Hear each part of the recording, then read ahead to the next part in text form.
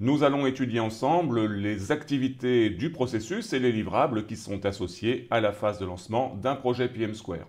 Avant de poursuivre, je vous invite à réfléchir quelques instants à cette question.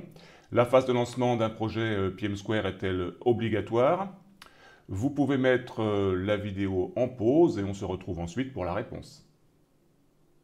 Voici la réponse à la question. Évidemment, cette phase de lancement est obligatoire. Une bonne mise en route du projet est essentielle. Il s'agit de définir les objectifs du projet, de définir également les contraintes, de poser les hypothèses et de recevoir un parrainage officiel au sein de l'organisation qui porte le projet. Sans cela, il est probable que le projet parte dans de mauvaises conditions et connaisse des défaillances notables.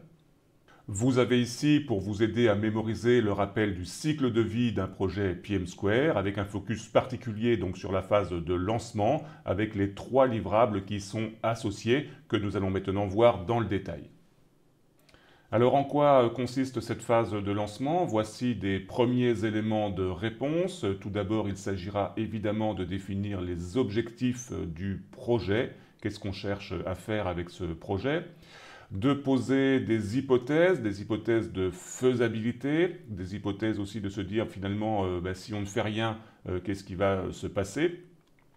De produire la documentation essentielle pour la suite des opérations de pilotage de projet. Et puis enfin de décider, c'est-à-dire d'approuver la poursuite des activités en vue de la phase suivante du projet. Voici donc notre processus associé à la phase de lancement. Tout commence par la réception d'une idée ou d'un besoin qui doit être documenté. Cette documentation, elle est portée par la demande d'initiation de projet. On peut considérer qu'à partir du moment où cette demande d'initiation de projet est approuvée, le projet va pouvoir débuter officiellement. Alors attention, le projet pourra s'arrêter dans d'autres conditions. Par exemple, il n'y a pas assez de budget, il y a un arbitrage qui est fait, et dans ce cas-là, on pourra avoir une clôture prématurée du projet. Mais enfin, dans notre contexte, considérons qu'à partir du moment où on reçoit cette idée, où elle est documentée, on va pouvoir poursuivre. Poursuivre avec quoi? Poursuivre avec l'identification des principales parties prenantes du projet, avec un acteur essentiel qui est le project owner, le porteur du projet, ou encore le sponsor, qui va prendre les grandes décisions sur le projet. Si cette personne n'est pas identifiée, là encore, il est imprudent de lancer le projet. Ensuite, on va s'occuper de la justification économique du projet. Ça va être instruit dans un document qui s'appelle l'étude d'opportunité. Appelons ça aussi étude de faisabilité ou encore le cas d'affaires. C'est un terme qu'on trouve dans d'autres cadres méthodologiques de gestion de projet.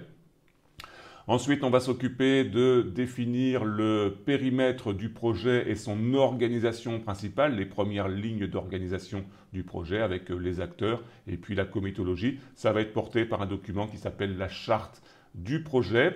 Quand tout cela aura été fait, le projet sera dans de bonnes conditions pour passer à sa phase suivante. Donc on va avoir un examen de fin de phase avec une liste de contrôles associés qu'on va voir un petit peu plus tard. Donc le projet sera prêt pour sa phase de planification.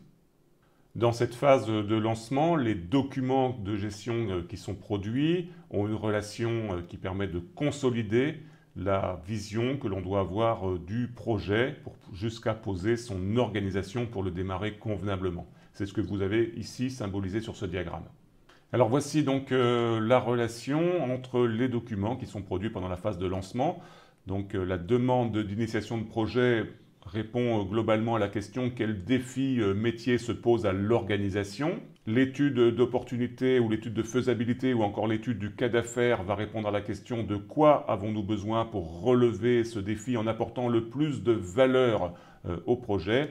Et puis la charte du projet va poser les premières bases d'organisation sur le fonctionnement du projet, c'est-à-dire comment créer cette solution le plus efficacement possible.